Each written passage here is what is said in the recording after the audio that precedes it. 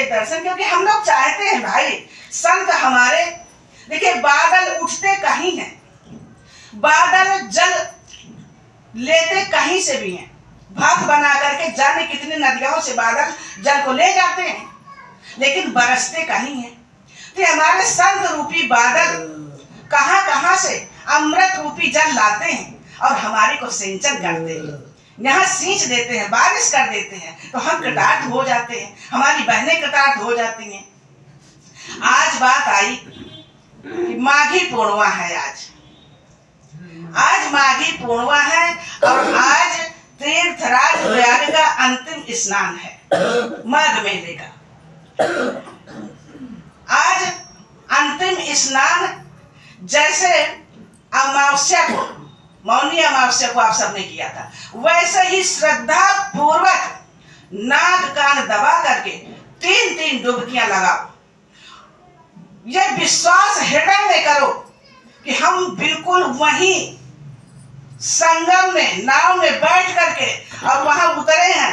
अब हम उन तख्तों में बैठ रहे हैं, नाव से उतर के, और तख्त से नीचे उतर के अब हम डुबकी लगा रहे हैं। और डुबकी लगाओ, बिल्कुल हम संगम में स्नान कर लिया, हमारा जीवन कृतार्थ हो गया। हम चलता फिरता ये मुद मंगल जो सरोवर है, संगम है, इसमें हम स्नान करते हैं, हमारा जीवन परिपूर्ण कृपा से सराबोर उस संगम त्रिवेणी में धारा लगा रहे।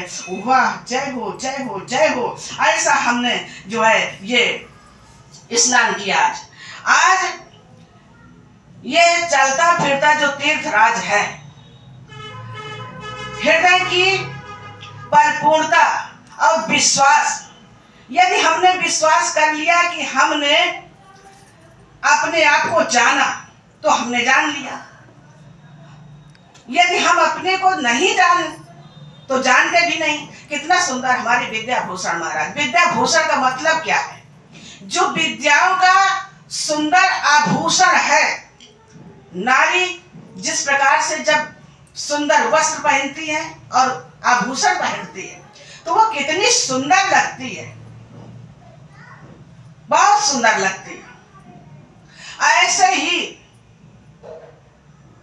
जब मनुष्य का शरीर पा करके हमने इस ब्रह्म विद्या को पाया तो हम बिल्कुल सिख से नख तक सुंदर हो गए, सहज हो गए, तरल हो गए, सरल हो गए, हम आभूषणों से सज गए।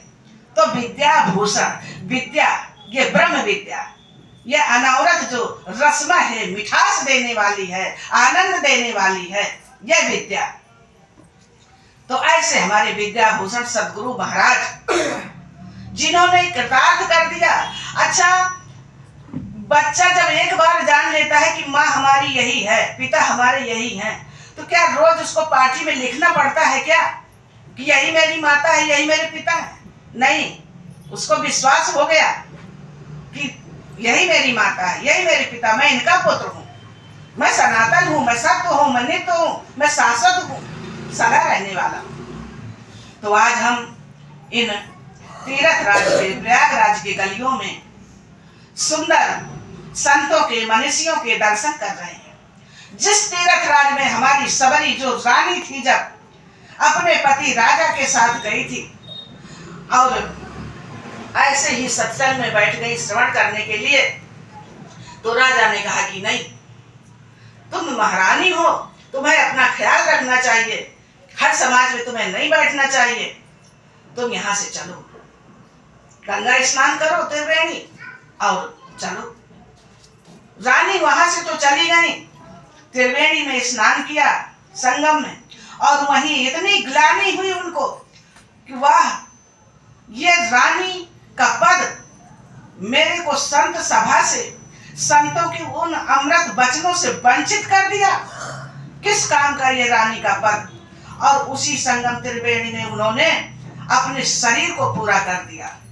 यद्यपि कहते हैं कि सर्प काट ले या जल में डूब जाओ या आगी लगने से मृत्यु होती है, तो कहते हैं कि ये मुक्त नहीं होता व्यक्ति, लेकिन जब वो परमात्मा में अपने को समाहित करके उन्होंने शरीर को परित्याग किया, तो उनका जन्म हुआ और वही पूर्ण जन्म की पूंजी को लेकर जन्म हुआ और वो सबरी बनी।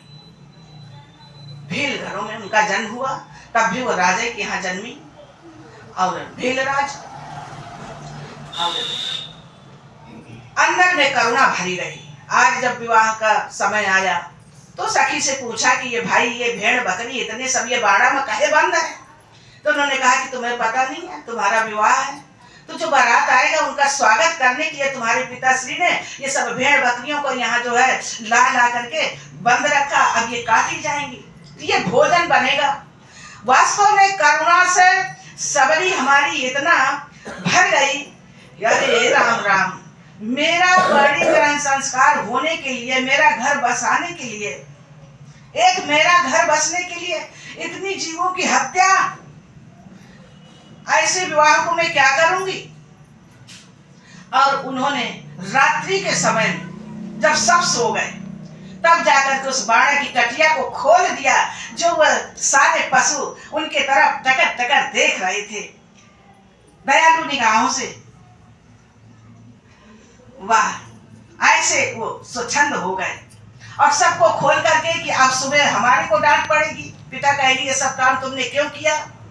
तो वो रात्रि के समय में निकल गई पंपापुर सरोवर की तरफ। पंपा सरोवर की तरफ सबरी चली गई और वहीं जंगलों में अपना निर्वाह किया। संतों की सेवा, रास्ता साफ करना, लकड़ियां सूखी ला के हर संतों के दरवाजे रख देना, कुटिया के बाहर, सब सेवा, निस्वार्थ सेवा। जब तक हमारे जीवन में निस्वार्थ सेवा नहीं आती तो जीवन कृतार्थ नहीं होता।